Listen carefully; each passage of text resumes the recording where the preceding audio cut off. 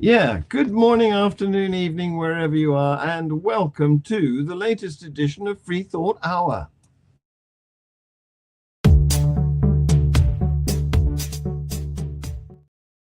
And it's wonderful to be with you again. Tonight, we have a very interesting guest from Puerto Rico, and he thinks he was born in the wrong country because he's very much an Anglophile. I'm going to bring Tercia in when she sorted her lighting out, but first of all, how the devil are you, Gregorio? Hi, thanks for having me. Are All you right. okay? So far, so good. Thank you for asking. What's it like where you are? It's decent. I like it. There are a few things here and there that are not quite perfect, but it is what it is. Yeah, yeah. The place is nice. That's pretty much I can say. It's a decent place. Well, I found you, I think it was on Facebook, and I thought, here's a kindred spirit. We should interview him. And because you've got a very interesting story to tell, haven't you? Indeed, I do. Yeah. Yeah, yeah. So, welcome, Jason. Thank you for watching. And Tercia is sorting his. I can see her backstage here trying to get her camera and lighting sorted, but she'll be joining us shortly. In the meantime, Gregory, tell us about how you came to be the person you are, because you've had a big change, haven't you? Yep. 180-degree change. Yes, indeed.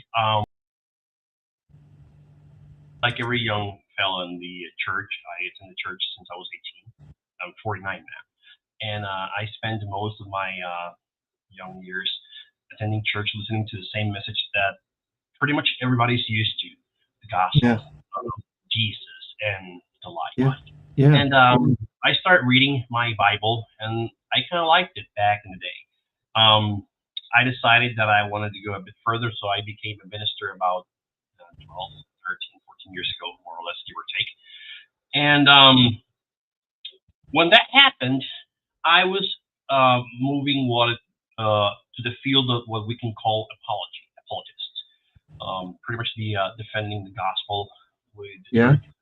They quote their truth and ensuring people ensuring people are going to Christ by telling them truths once again in quotes. Yeah. And I decided to start my master's in theology. I have a bachelor's degree in computer science, and I studied natural sciences afterwards, biology, and Well, that's interesting. You did biology and then did a master's in Bible knowledge? here's the thing. No, it was. I first had my degree in computer sciences, and Hmm. then I wanted to go do a master's degree in theology because if I wanted to be in front of a congregation in a church and Uh, telling them, hey, this is the way, this is the light, this is how you do things, this is how you think, yada yada yada. In order to be honest with myself, I was like, hello, I'm can you not hear sure. me? I'm not sure whether she's hearing us at the moment. I can hear you. I'm back. Oh, great, great, great. Yes, welcome. Yes. Thank So you. So taking it Gregory, over again. You left? Yeah, yes. Gregory is telling I us could hear about. you. Just you can continue, George. Gregory. Oh, Sorry, great. Gregory. Great. I was Okay. listening. So I decided Great. to study in order to be prepared to answer questions and honestly to defend my faith. And I was trying to work in what we can call a dissertation in writing, pretty much At like that at that point, I guess you thought, Gregory, that science and your faith would be compatible. guilty as charged. Yes, and this is the thing. I cannot say that Christians are people without education or knowledge because that will be wrong. The only thing is they may have the knowledge, but the information I should say, but they are struggling in turning that information into knowledge Yeah. because they have a religious hurdle between them and all that they can accomplish with that information. For example, If you learn from the theory of evolution and you have a very, very strong religious mindset, that information may not be helpful to you, or you may not understand it the way it's intended to be understood. Yeah. And this is my main issue with religion. Number one, it clouds your judgment, and number two, which is I have a huge beef on this one, the lying to children, and we're going to get to that in a second. Yeah, yeah. Gregory, can I, John and Gregory, I was going to say that I find it so interesting that I've had interviews with, geez, John, I've been your co-host for 2 years now, and Yeah. in my other life, I've had interviews and talked to so many people, and almost every single former Christian that I know, and that includes myself, became deconverted because we wanted to prove our faith, or we were very sincere about living it to the core. And this Absolutely. is exactly what happened to you. And that's why Absolutely, I am of the opinion that the best way to wean people off the Bible, especially Christians, is to just let them study the Bible. I don't think there's a more effective way of but read the Bible without the God glasses. Just read the Bible as a text of mythology. It's erotic, isn't it? Yeah. Sorry, I had to just say that No I resonate worries. so much, That's all good. because that's exactly what my story was. That's what I did. And the thing is that in order to read the Bible the way it's intended to be understood is, number one, you have to take it down from its throne, or its holy throne, if I may, and read it as if you were reading the newspaper or a dictionary or a science book. And only then you can understand that, I don't want to trigger anyone, but you can notice how much nonsense you find in that book. Yeah. From the very first chapter, from the very first book. And when I faced that, I had a huge, huge decision to make.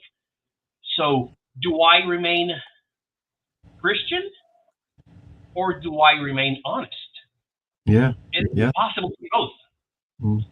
And I had some notebook with several notes that I was taking for my dissertation, because I was like, hey, if this piece of paper, is this writing, will have my name on it, I have to be responsible enough to ensure that whatever I write in there is accurate, it's verifiable, and it speaks of truth.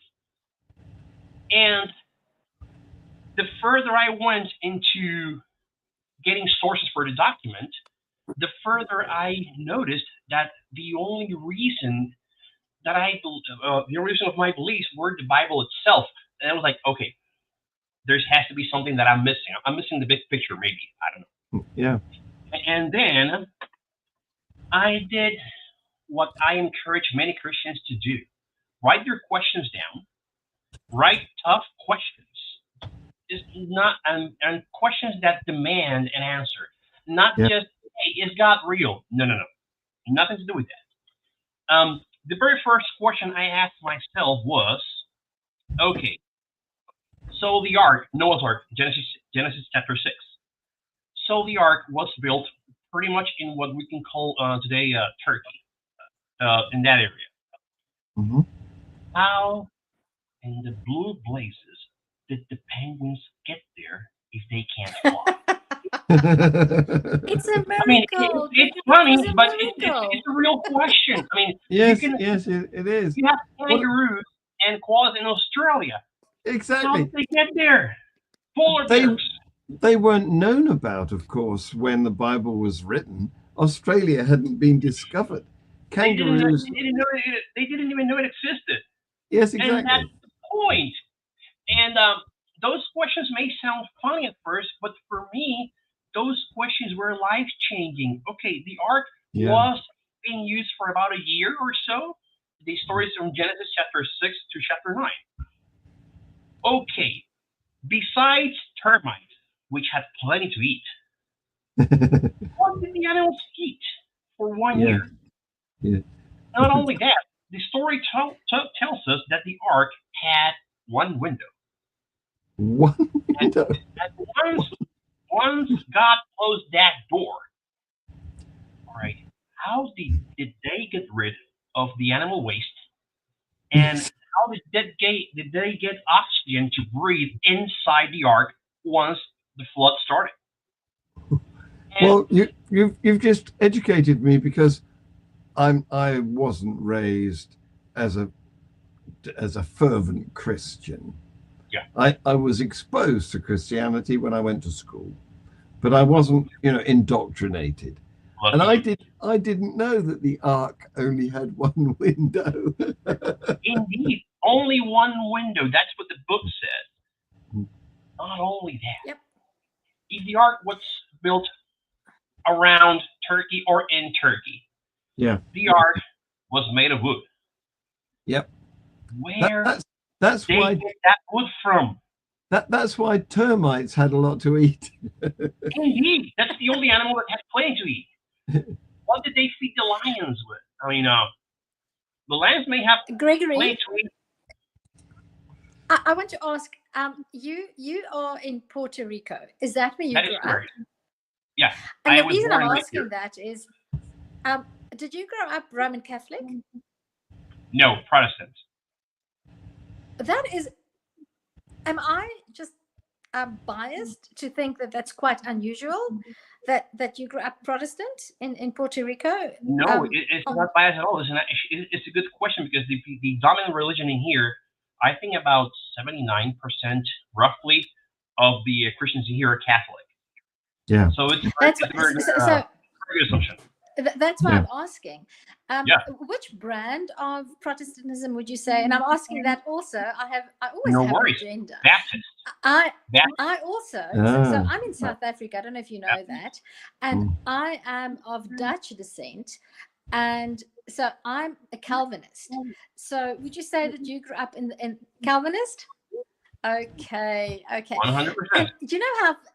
Do you also find? And I don't know, John, if you'll find this. I know you're not so theologically inclined, but I can immediately I mean, I didn't know anything about Gregory before we started. We just literally met 5 minutes before the show started. Yeah. Yeah. So I deduced or inferred from the way that your deconversion happened that you were probably Protestant and not Catholic. And that tells me so much about the Christian religion, because that means if it's so easy for somebody like me, I'm not a student of theology. I'm just a fairly knowledgeable teacher. That's what I am. But I immediately, when you started telling your story, I said, oh, this is not the way a Catholic's brain works. So if it's so easy for somebody as relatively uneducated as myself to deduce that, how can the religion come from God Almighty? If it's so easy to find the human traits and the human history in our stories, I just sorry, it's a bit of a sidetrack, but I just find it so interesting. No, but it's no sidetrack at all. It's actually very important. For example, if you have let's say that you have a lion in this hand and you have a tiger in this hand, right? And you're racing both. And I was to ask you, which one do you think will grow stronger? And the only answer will be the one I feed the most. So if I feed the lion the most, he's going to be growing up stronger. If I feed up the tiger the most, he'll be growing up stronger. And this happens with religion in the human brain. Because the thing, when you accept something as truth and you do not question that whatsoever, how are you going to know if you're right or wrong? Yeah. This is a good example that I can bring up to the table. I don't know if you remember back in the day the movie The Blair Witch Project. It's an old movie. Yeah. And that movie was done with very little budget and maybe with a cheap ass camera and stuff like that. Yeah. And long story short, the movie was this guys in the woods, yada yada yada. They got lost, and there was a witch hunting them or killing them one by one. And the movie was not that great. However, The way the movie was sold is that this was a true event, that this really happened in real life. Mm. And when you apply that to the equation, it changes everything. Mm.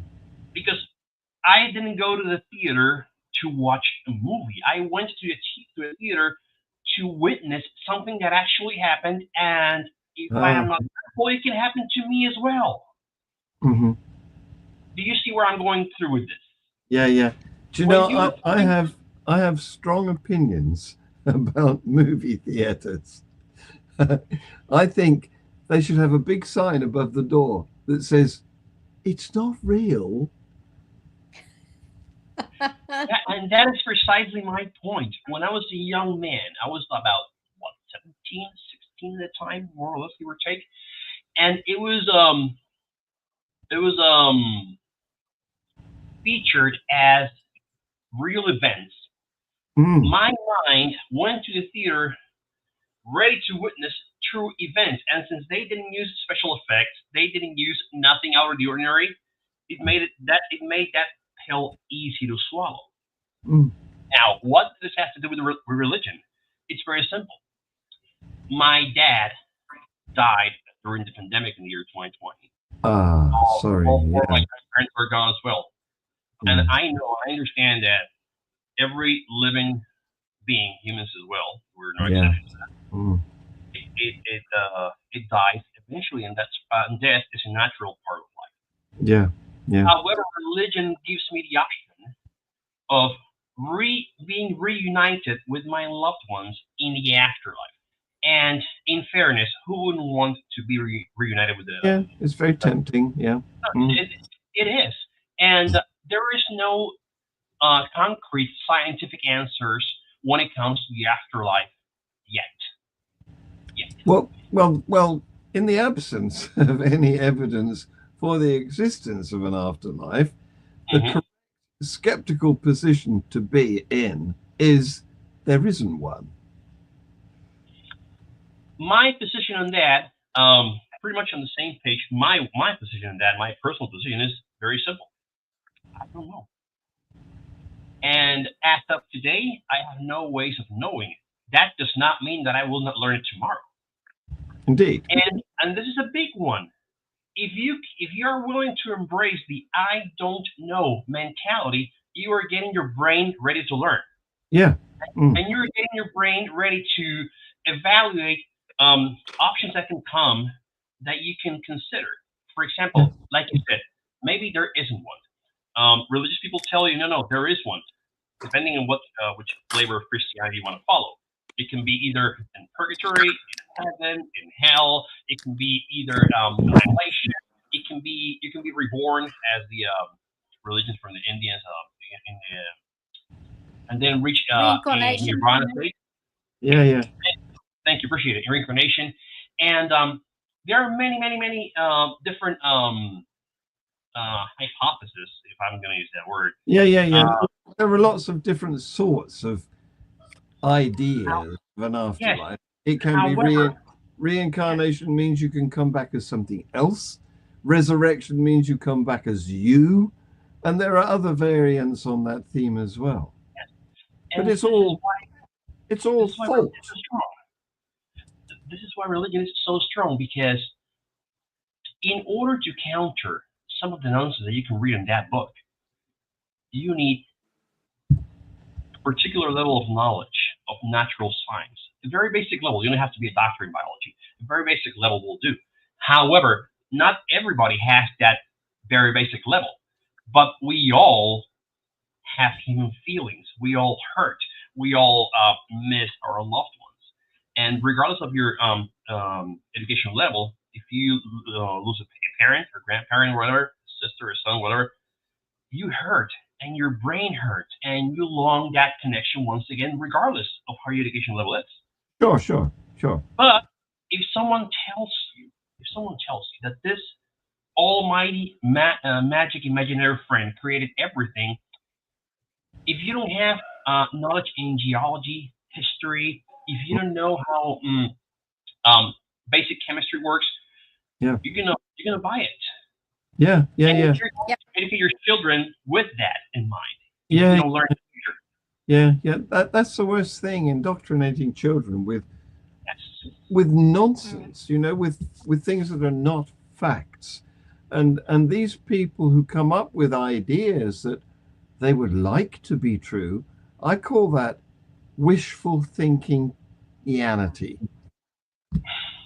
I mean, in fairness, there's nothing wrong with wishful thinking. I mean, I wish I could see my father again. I Yeah, mean, yeah, me too. I'd love yeah, to see my but father. I have to understand that this is not a possibility. He's no longer alive, Yeah. and I will die anytime.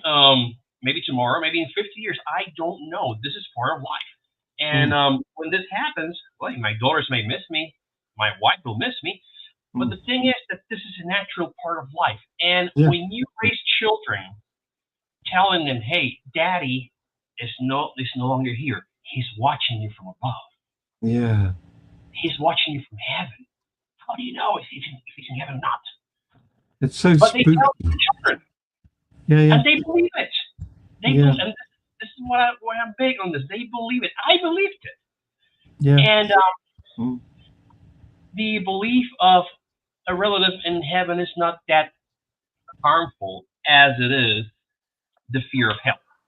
Well, I would maybe disagree with you there because I think false promises are harmful, particularly if you think that the afterlife is going to be better Oh, than indeed. than the life, because that's a reason to commit suicide bombing. It is indeed, yes. Um, the reason that I mentioned hell and made a decision is um, to tell you my story. Long story short, if you Yeah. look at the book of one of the Gospel Luke, I think it's chapter 16. It tells us about the rich man and Lazarus, Hmm. Yep. and And it's there's pretty much the yeah. Go ahead. yeah, the Tessia? gorge, and so you have. I love that story. It's brilliant. So you have the rich man. He's in hell, and Yeah, Lazarus is with Abraham. If I'm not mistaken, correct me, Gregory. He's with Abraham in heaven. It's not that is God. He's correct. with and he asks Abraham. So and the rich man didn't. Lazarus was poor, probably a leper, if I'm not mistaken. Mhm. And then the Lazarus says, or the rich man asks Lazarus, just give me a drop of water to cool the That burning is of my correct. tongue, Yes, and go and can you please go and warn my brothers that they need to get their act together so that they don't yeah. come here. And then the answer that Abraham gives is they should know, they should believe. The answer is they It's have the prophets. Let them listen to them. Yeah. that's right. Well, That's right. right. Well, Yeah. so what alarms me here is it may be a brilliant story, but the important word is story. It's only a It is story. it is effective. When it comes to its purpose. It is effective because let's say that you go to any church. I mean, let me be clear. Any church which believes that hell is part of the Bible and it's a true destination where we may or may not go. Yeah, yeah. Let's say you pick any of those churches and you made a survey. Let's say 50 people, 20, 100, I don't know, and you ask them sincerely, if you were to take hell out of the equation, would you still believe the Yeah. same way you do today? Mm. It's a very simple question. And that was my biggest hurdle in my deconversion process. When I was compiling my documents on my sources, every single source, geology, biology, history, even Egyptology, Medicine. Yeah. medicine, I mean, chemistry, Yeah. everything. I could not find one single piece of scientific evidence that tells me, hey, the stories in Genesis, or in the Bible for this matter, are actually true. No. On the other hand, every piece of evidence, they were disproving this. And then I went to my almighty friend Google and start searching, and Google gave me a couple of results. Fair enough.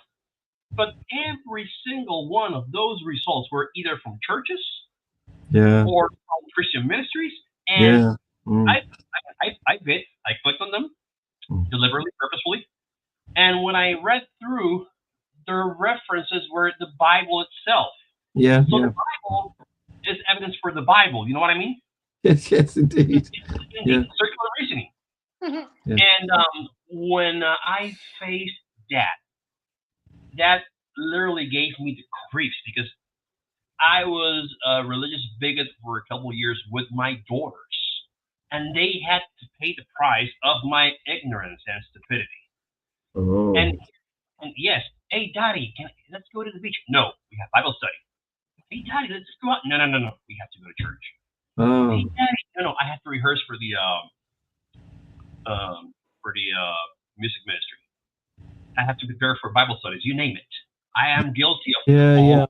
I know you were a Bible teacher, weren't you, for a while? Yeah, I was a Bible teacher. I was too. I was extremely involved in the church. How old were your daughters when you deconverted, Gregory? Okay, I am 49 now. It was about 9 years ago. 19 years. They were like 13. 12, 13. And how did they take it? Did you sort of? That's always a very interesting situation to me, because you've now raised your children to believe, and you were strict with them, and now you've changed your mind. How did that make you feel, and how did you tell your children, Daddy's changed his mind? And how did they react? No, here he goes. I'm going to answer first. How did I feel? At the very beginning, scared and guilty. There's the way around it. Scared and guilty. Yeah. When my daughters knew this, they were surprised. They were not offended. They were not they were surprised. But after a few months, maybe to a year, they were happy, because now I have my dad back. Oh. They were not believers. I mean, they pretty much went to church because I you insist they should go. Yeah. They were the smart ones. Yeah. They were the smart ones. I was not. Yeah. And they were relieved. But then, then is the surprise period, and then the relief period, and the third part is the part in which we're still today, many years after, the questions. Yeah. Dad, well, you used to believe this. Why do you believe in it now? Yeah. So what are all these we learned? So how is it possible that now, before it was God who made everything, now who knows who did it?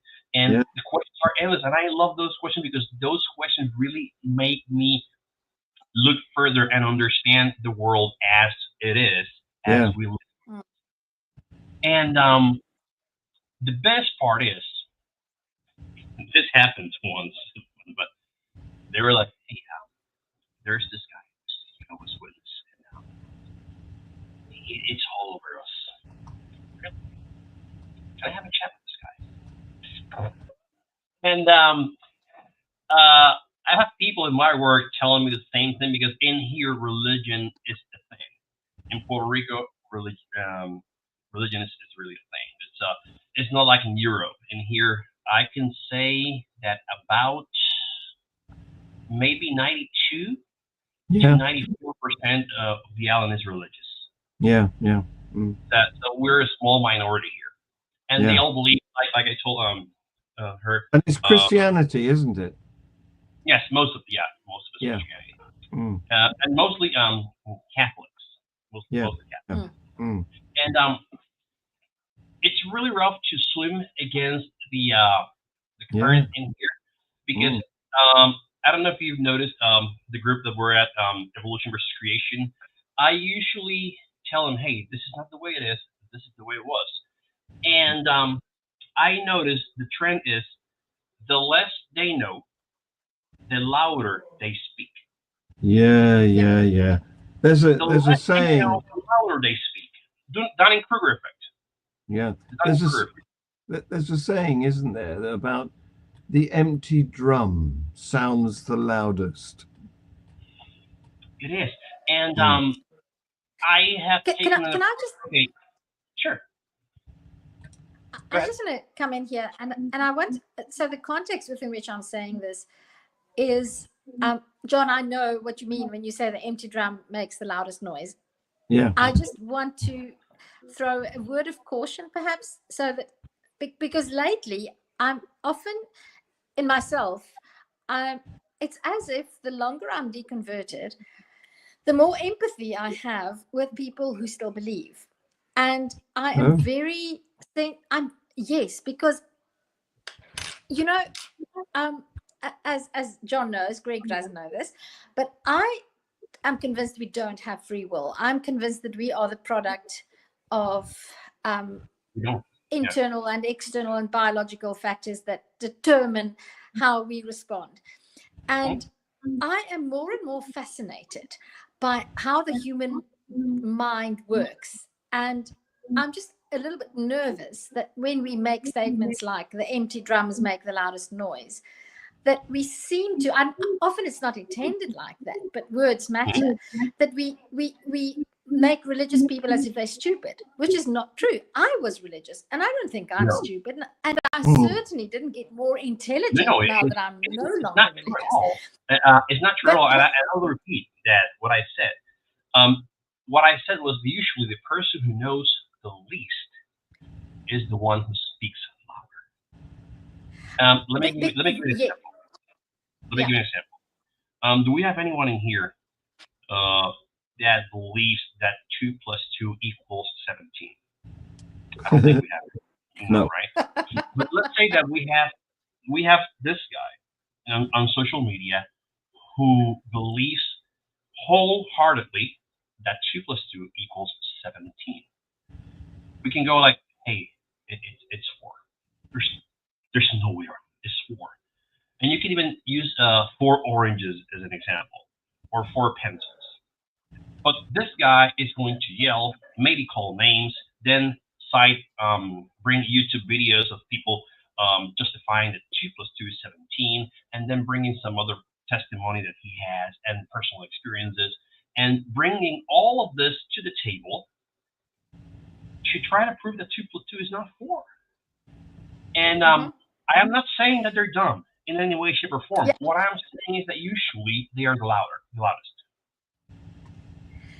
And if we think about it, they have to, because I'm convinced that most people, if they were absolutely honest with themselves, they would recognize the cognitive dissonance.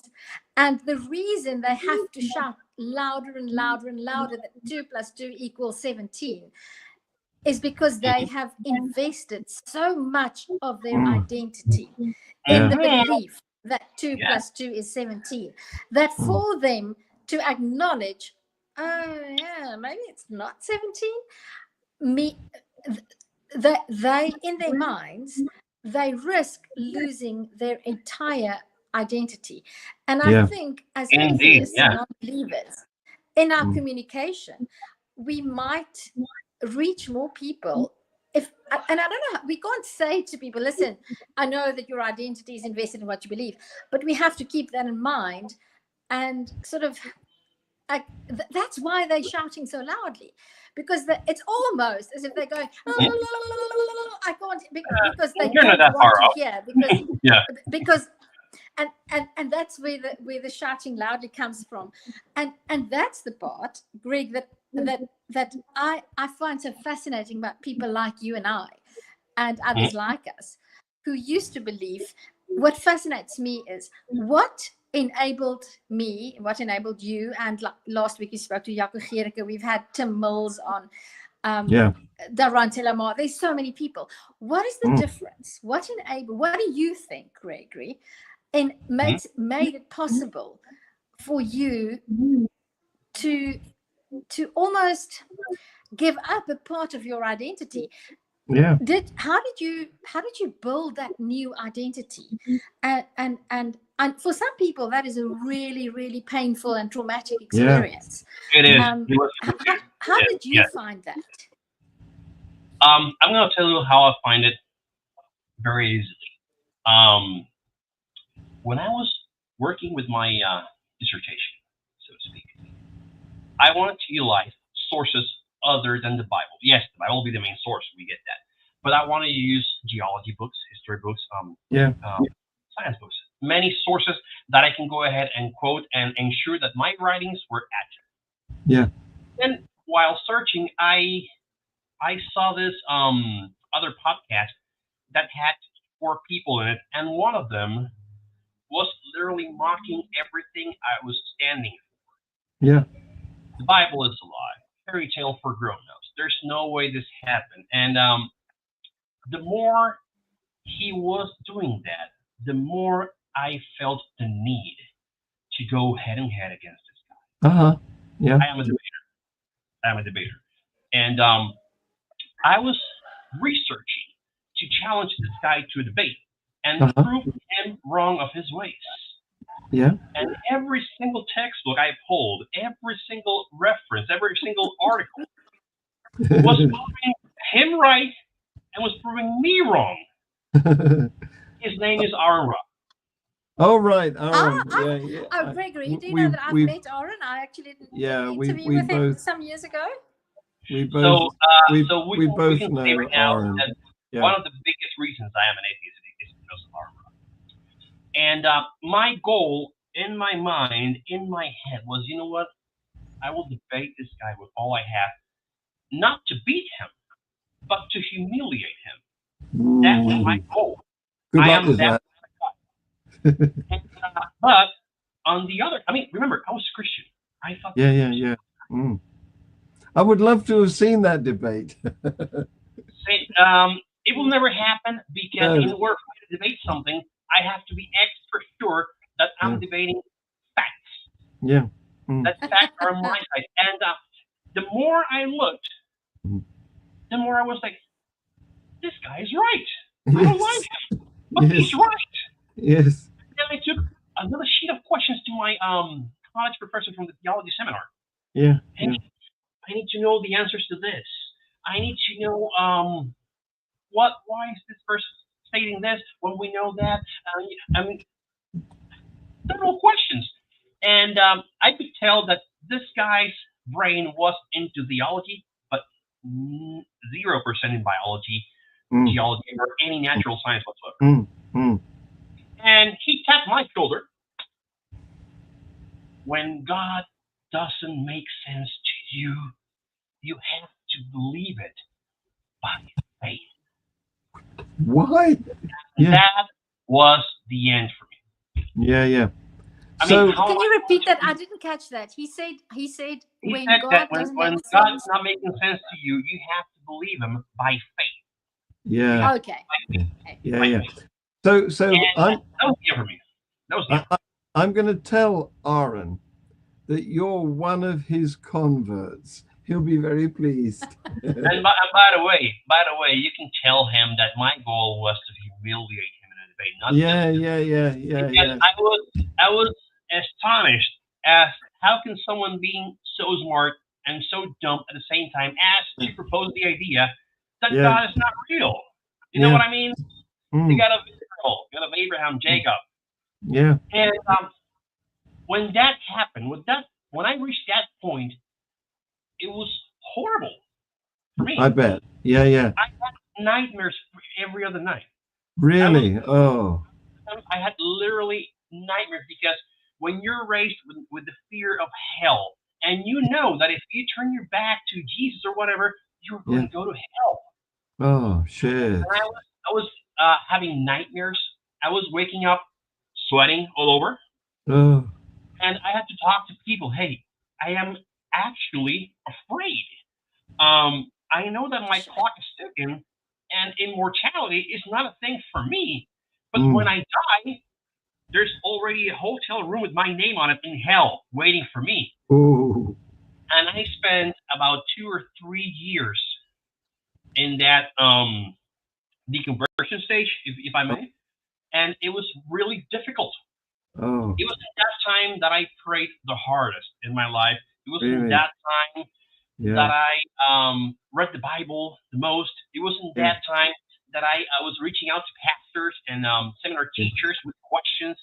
Yeah. It was in that time that I did everything I could to force my brain to understand that the facts that I was being exposed to are not real, and Oh. God is. Mm. It was extremely difficult for me. How did But at you the end get of the over day, the fear of hell, Gregory? I'm really interested to know. How did you get over the fear of hell? Because it sounds as if that was a real. I mean, if you're having nightmares and you, Mm. Mm. how there's the book did that I you read. talk yourself out of it? Did you just say one day, "What the hell"? Long story short, my wife, my ex-wife, she was a devoted Christian, and when that happened, she pretty much backed up and left. So your relationship was ruined? Yeah, yeah. Oh, It was sad. a steep price. Yeah. By religion. Yeah, And sad. I look at my social media, Facebook mostly, and I look at memories from 15 years ago, 12 years ago, 10 years ago, and I Yeah. read a whole bunch of comments, and I click on those faces, and all I see is add friend, add friend, add friend. They pretty much left outright, Ah. and Mm.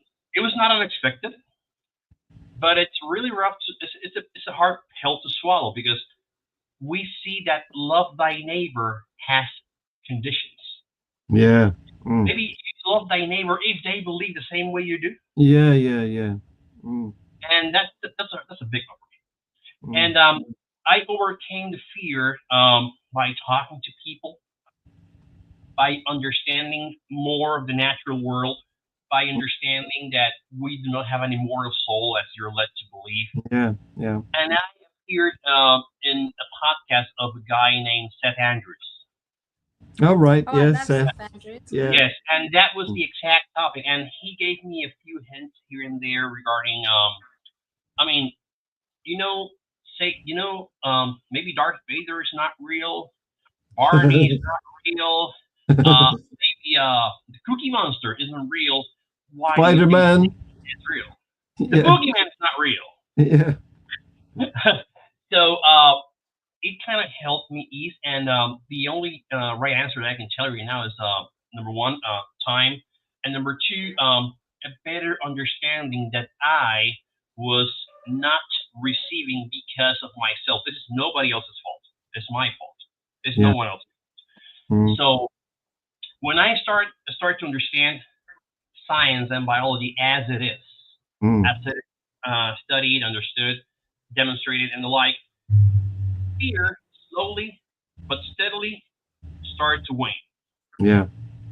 But it was a very rough process, and that was my biggest hurdle. Mm. Really, really gave me the creeps back I, in the day because I believed in it. It yeah. really gave me the creeps. Yeah, yeah. And that's why I mentioned earlier, let's say that this kid named John Doe's age is 7, and he thinks that, okay, you're going to see mommy again in heaven or whatever. Yeah. Okay, that you're right. It may make him commit suicide. It's also a valid point. The only difference that I see since it happened to me is that the fear of hell really paralyzes you. Mm. It is Yeah. it's a prison for the mind. Yeah. And when you're free from that prison, you're free to understand and to learn. You're free to question, which is Mm. something that you're not very often allowed in religion to question. Yeah. Yeah. Why is this the way it is? Mm. Why is that the way it is? And ever since I left religion, I can go ahead and love Jehovah's Witnesses, Mormons. I can go ahead and have a seat with people with no religion at all. Yeah. Yeah. Yeah. Yeah. Yeah. I think that as a Christian is kind of difficult, even though they may say Yeah. it's Mm. Yeah. Yeah. Yeah. Religion is so divisive. Can not. you can you Dean is watching us, and welcome, Dean. Can you respond to Dean's comment here?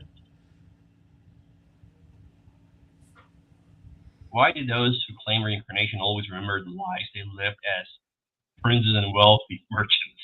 Nobody remembers their lives as a housefly eating poop, or as a flea or a mangy cat. Thanks, Dean. That's a really nice question. That's a good one. I don't know. I have no idea. Because we always put ourselves on a pedestal. We don't want to. I don't want to imagine myself as a flea or a mangy cat or a housefly eating poop. I don't want to see myself as that.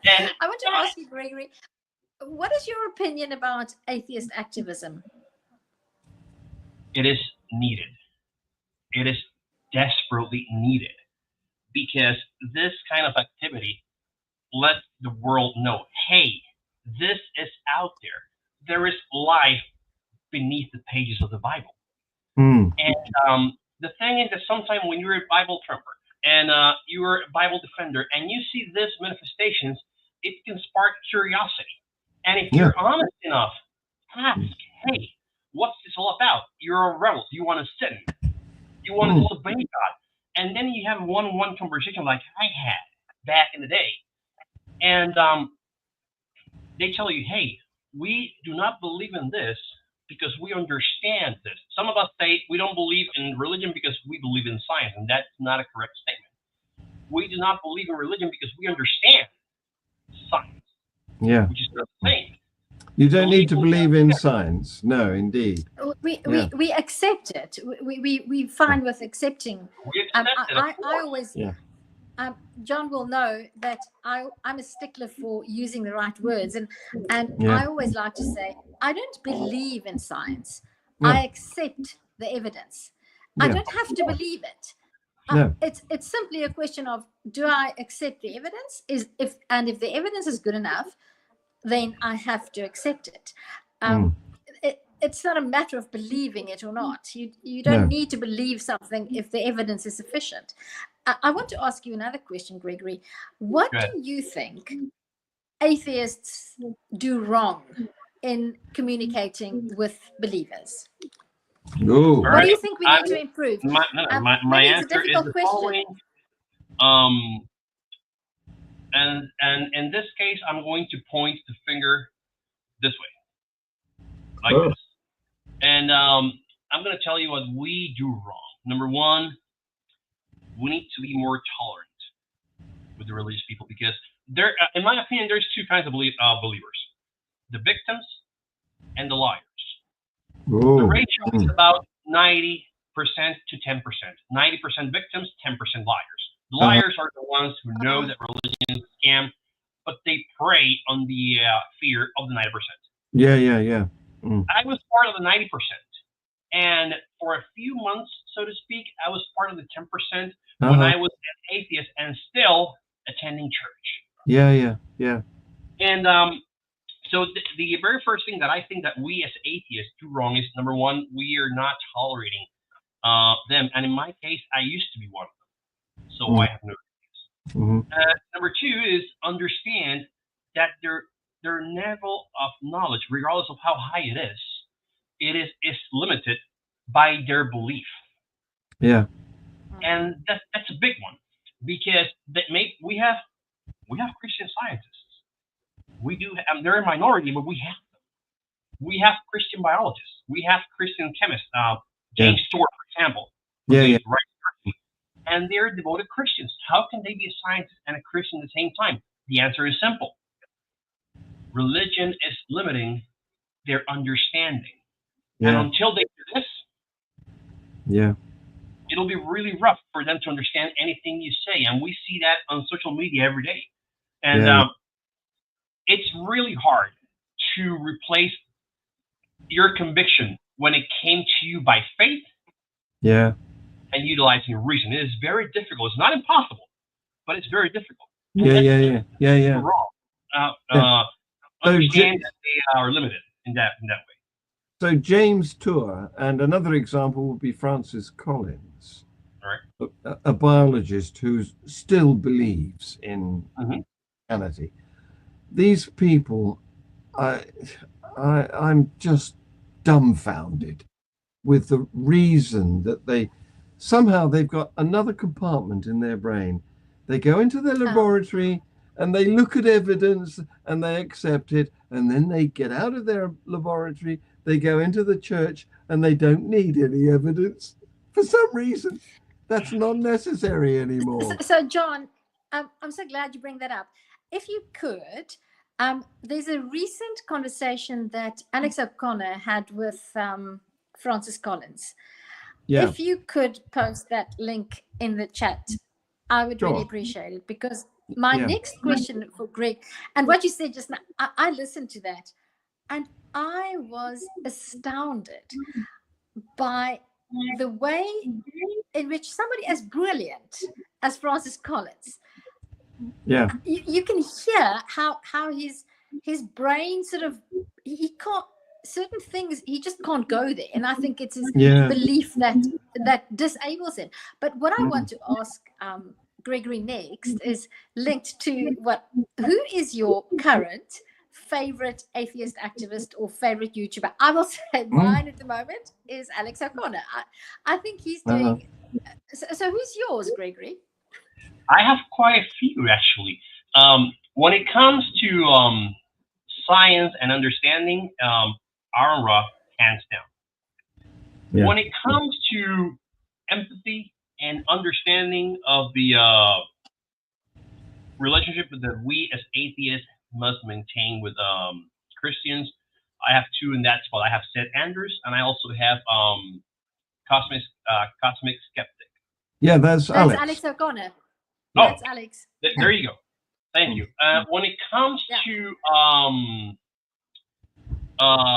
understanding the areas of physics and why the Bible descriptions on science are not true, this guy, even though he's not identified as an atheist, he pretty much is an undercover atheist. His name is King Crocodile. He's a physicist. He's a YouTuber in physics.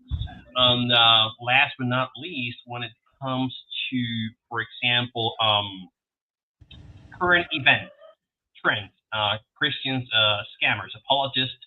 I don't know if you know Mr. Dave Farina from Professor Dave Explains. Can you repeat that? I don't. Dave Farina. His channel is named Professor Dave Explains. He's, I know that Professor. Yeah. Did you follow his thing about? He's currently out just this afternoon, and I was going to ask you about that, John. I don't know if you've been following this. So one of my students is a flat earther. Have you been following the flat Earth thing about the final experiment? I've got better things to do. I have. No, John. Listen, John. It's not. What fascinates me about the whole flat Earth thing, it's so insightful because it gives you insight into how false beliefs contaminate a person's mind. That's the part that, look at James. James is his favorite atheist. John and me. Thank you, James. You love me. My day is perfect now. I can die. I can die a happy person. So Professor Dave did this whole thing where they actually did a project, and it's so interesting. It's a Christian pastor, Will Duffy, I think.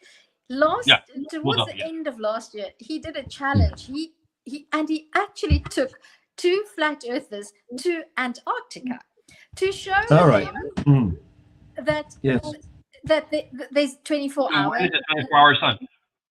So do yourselves a favor and watch that. And it's not because I think there is no debate whether the Earth is flat or spherical. No, that's not what fascinates me. What fascinates me is to see how we fool ourselves.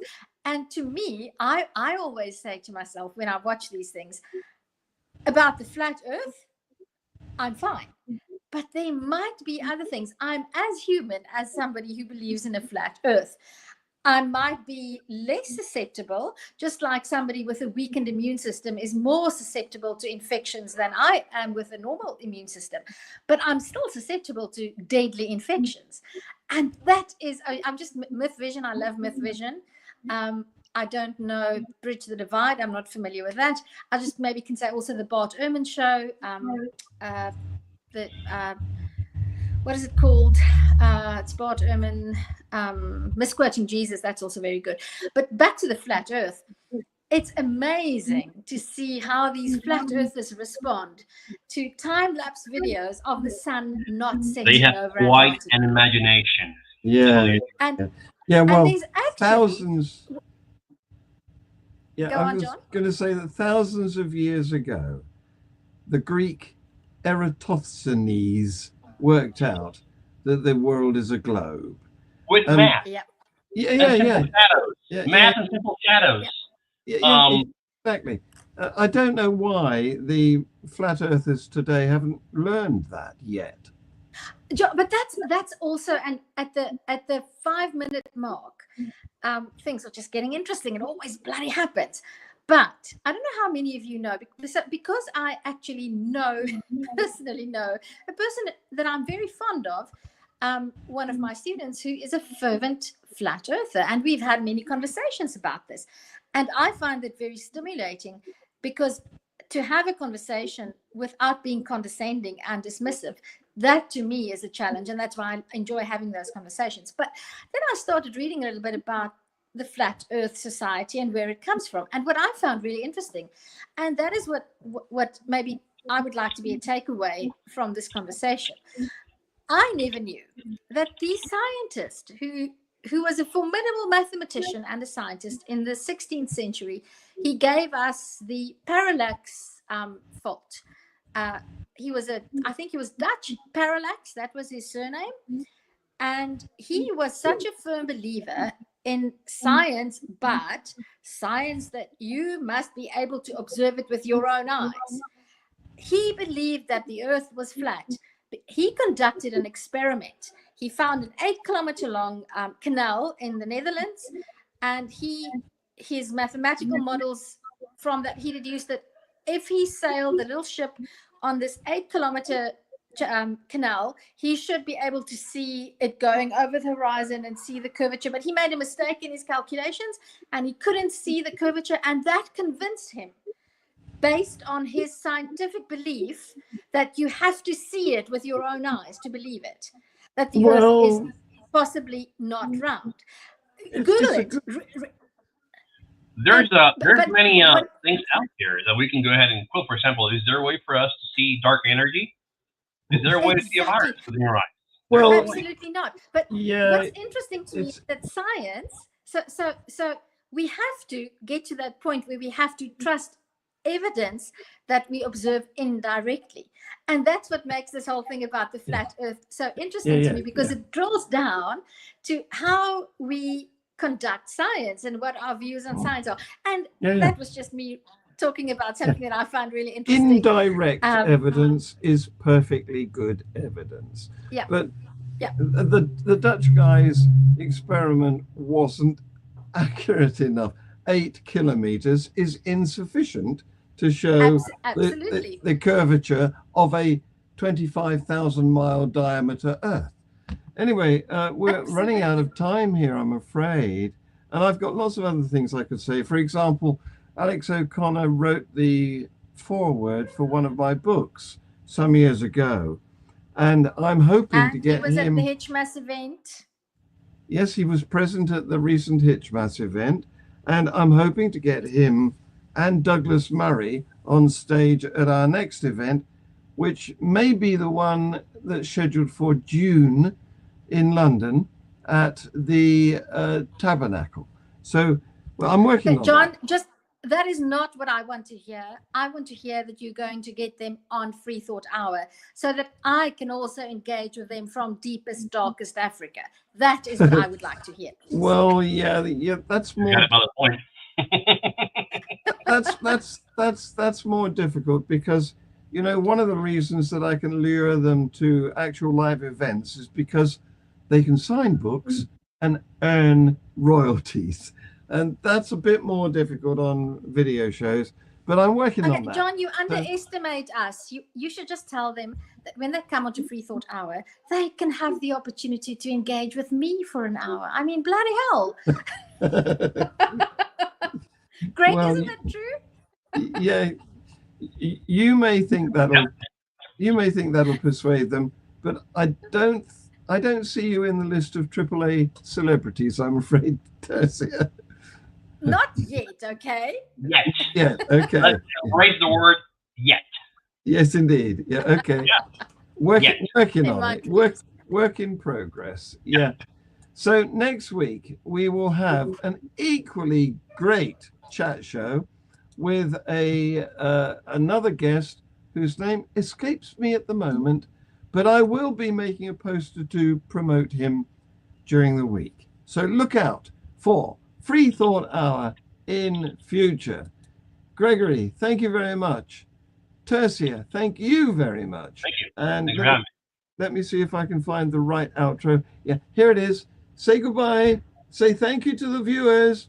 Bye-bye. Bye-bye, everybody. It was nice to spend time with you. Bye.